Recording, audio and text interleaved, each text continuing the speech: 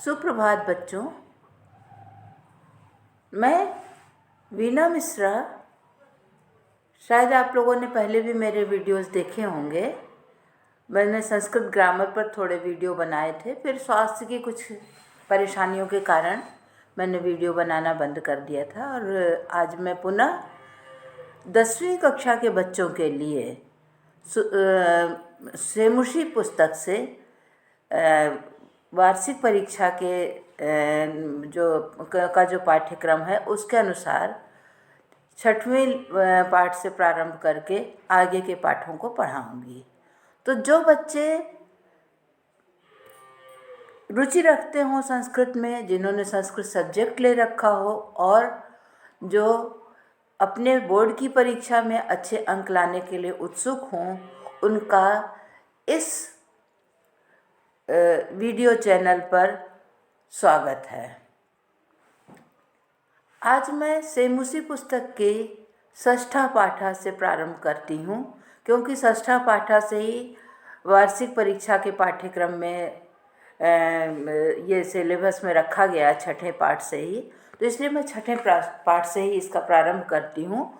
आगे के पाठ मैं बाद में बताऊँगी, जो अगले सत्र के बच्चे आएंगे उनके लिए उपयोगी होगा। इसलिए अभी मैं 10वीं कक्षा के उन बच्चों की सहायता के लिए छठे पाठ से प्रारंभ कर रही हूँ, जो बोर्ड की परीक्षा के लिए तैयारी कर रहे हैं। ठीक है। सेमुसी पुस्तक का नाम जो है, अब बहुत से बच्चे कहते हैं कि ये नाम जो है सेमुसी का अर्थ क्या है। सेमुसी शी धातु से बना है और मुस धातु लगी हुई है इसमें। शी धातु मोह के अर्थ में प्रयुक्त हुई है और मुस धातु, मुस माने चुराना, अपहरण करना, हरण करना, हटाना होता है।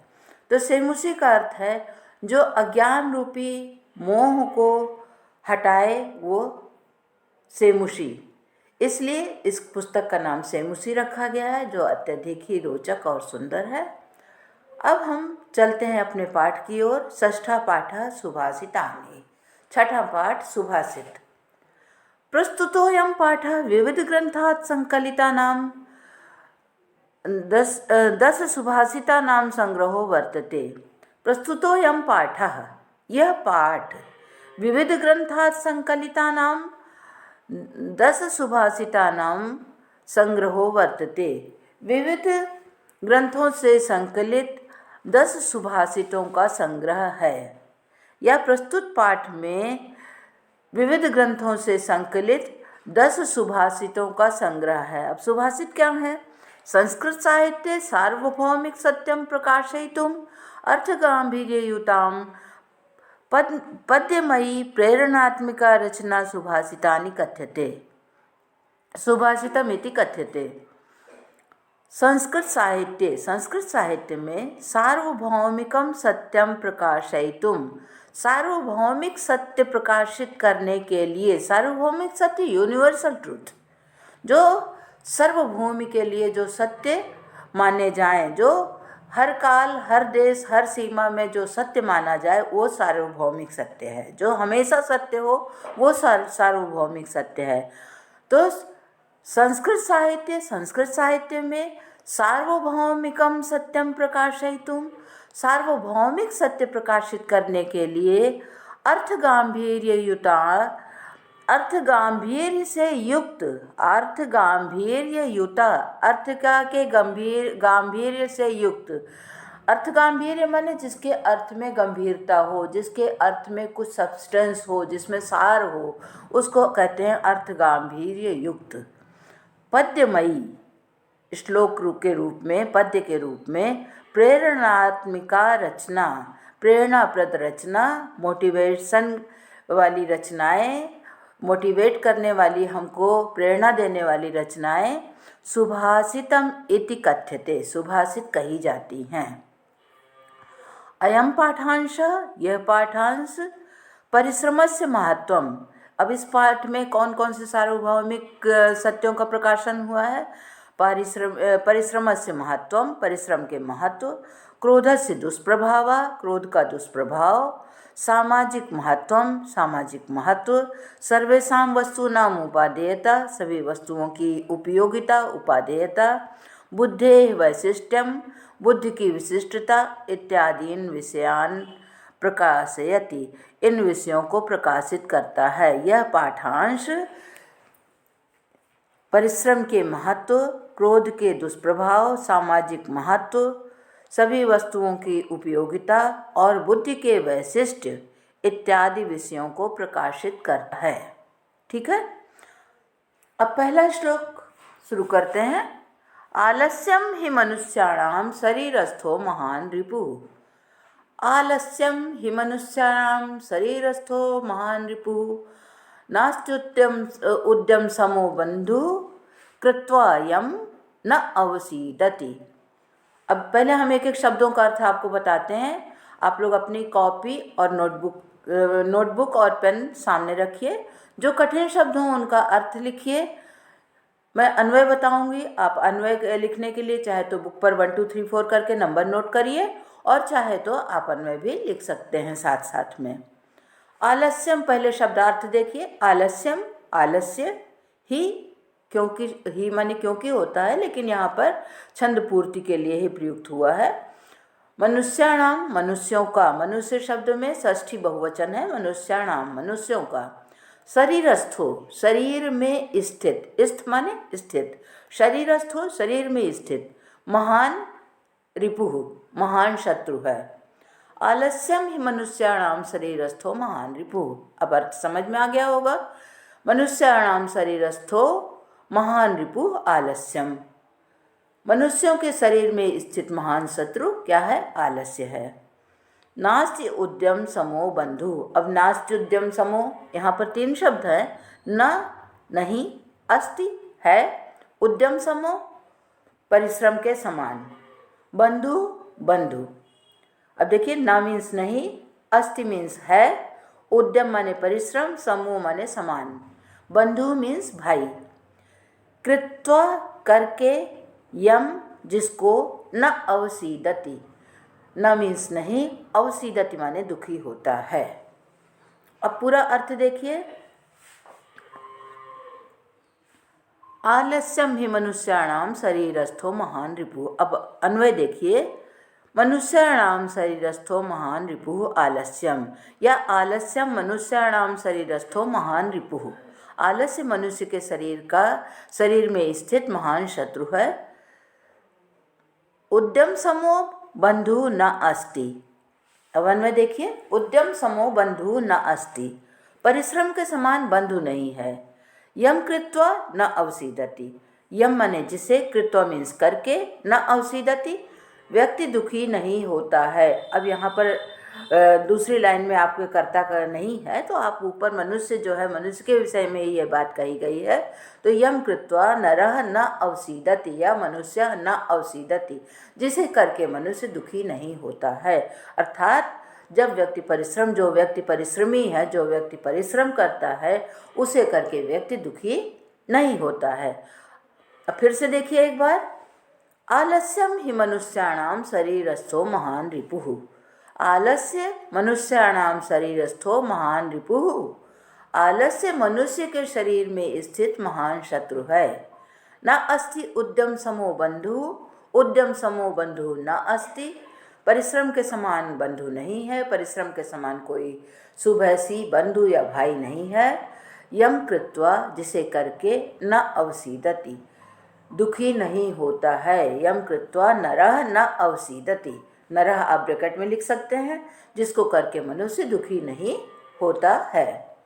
अब यहाँ पर कुछ हम ग्रामेटिकल वो आपको दे रहे हैं। जैसे मनुष्याणाम, आलस्यम तो यहाँ पर करता है। मनुष्याणाम मनुष्य के शरीर, मनुष्याणाम मनुष्य के, मनुष्य शब्द में षष्ठी बहुवचन है। मनुष्याणाम मनुष्य के, शरीरस्थो शरीर में स्थित, महान रिपु महान शत्रु है। न अस्ति उद्यम समो बंधु, उद्यम समो बंधु न अस्ति, न प्लस अस्ति न अस्ति, यहाँ संधि है। न प्लस अस्ति नास्ति, दीर्घ संधि।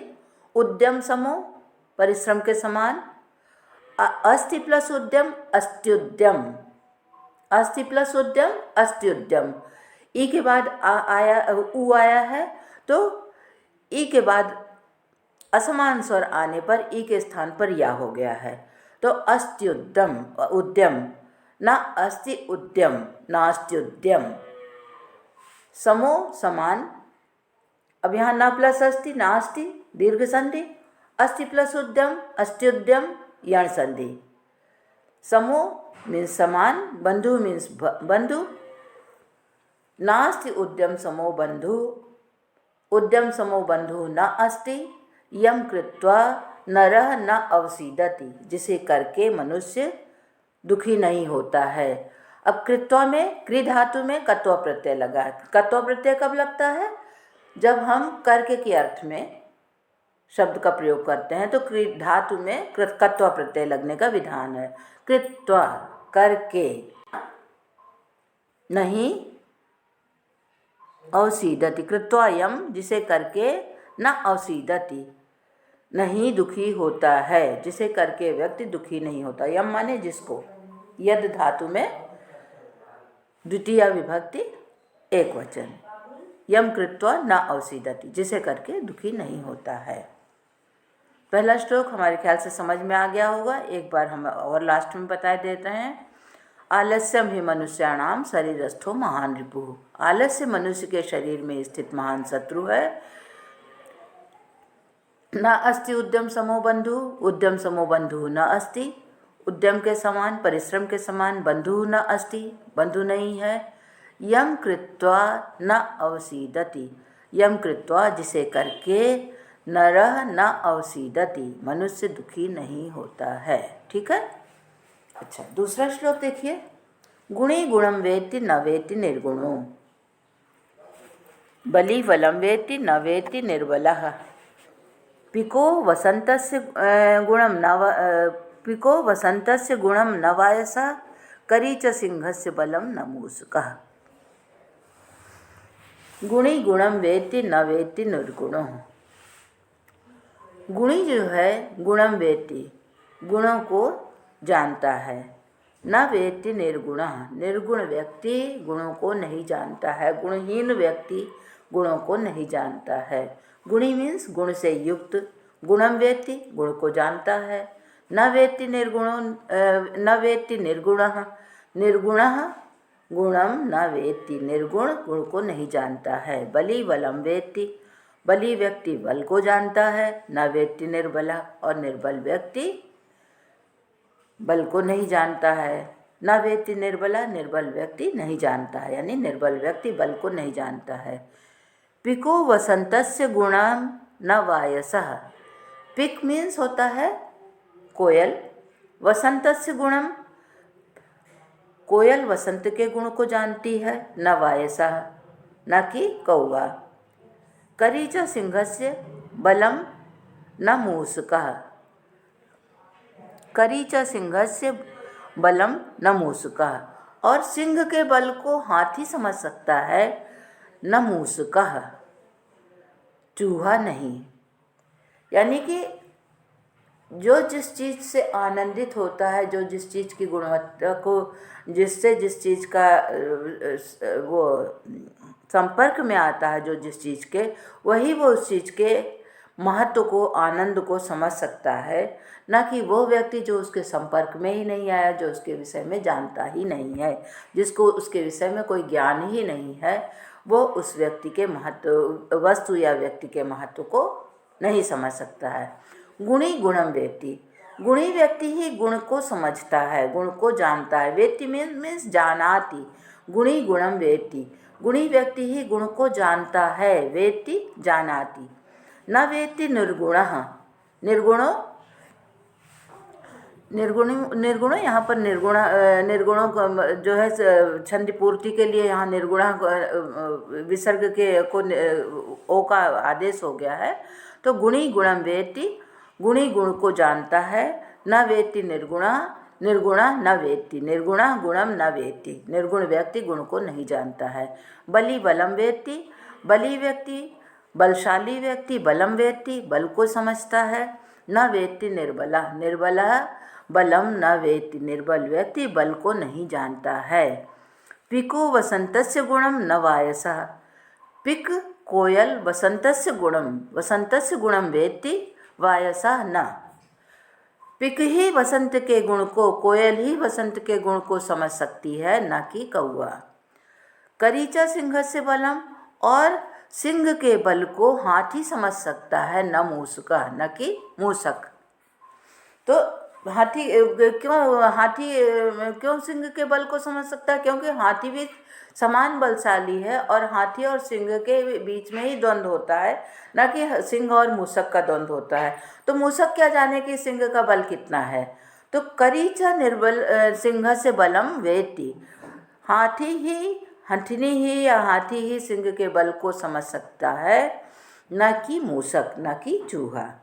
अब यहाँ अन्वय देखिए, गुणी गुणम वेत्ति, सीधे सीधे है, गुणी गुणम वेत्ति निर्गुणः न वेत्ति। गुणी गुणम वेत्ति निर्गुणः न वेत्ति, बली बलम वेत्ति निर्बलः न वेत्ति, या निर्बलः बलम न वेत्ति। पिकः वसन्तस्य गुणम वेत्ति न च वायसः। करी च सिंहस्य बलम वेत्ति न मूसकः, या करी सिंह से बलम वेत्ति मूसकः न वेत्ति। ठीक है, ये हो गया अन्वय। शब्द सारे आसान हैं। वेत्ति माने जानाति, हमने आपको बता दिया है। गुणी गुणवान व्यक्ति, निर्गुणः गुणहीन व्यक्ति, बली बलशाली, वेत्ति जानाति, पिको कोयलः कोकिला, यहाँ हिंदी में कोयल कहेंगे और संस्कृत में हम इसको क्या कहेंगे? कोकिल। कोकिलः वसन्तस्य वसंत ऋतु, वायसः काकः कौआ, करी हस्तिन,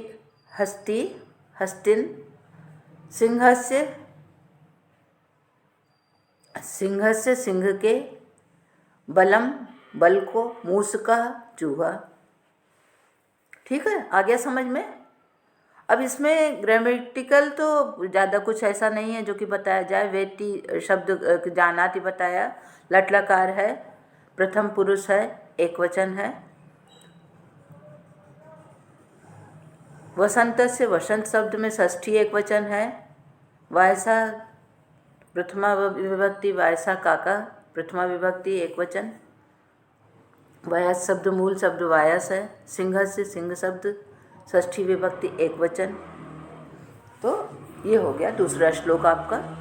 उम्मीद है कि सबको समझ में आ गया होगा, और अगर नहीं समझ में आ गया हो तो आप कमेंट करके इसको दोबारा पूछ सकते हैं। तो आज हम यहीं तक अपना पाठ समाप्त करते हैं। 2 श्लोक अगर आप अच्छी तरह से अगर पढ़ लेंगे तो कल तीसरे श्लोक के लिए आप तैयार रहिएगा। पहले इन दोनों श्लोकों पर मैं प्रश्न पूछूंगी, आप लोग उत्तर दीजिएगा। इसके बाद फिर अगला जो है आप हमसे जब पूछेंगे, अगला जो है कल हम लेसन आगे आपको पढ़ाएंगे। और आशा है आप लोगों को अच्छी तरह से समझ में आया होगा। और कल आप लोग इसी समय, अगर ऑनलाइन आप पढ़ना चाहते हैं तो इसी समय मैं पढ़ाऊंगी, आप लोग बैठ कर के पढ़िएगा। और कल तक के लिए जय हिंद।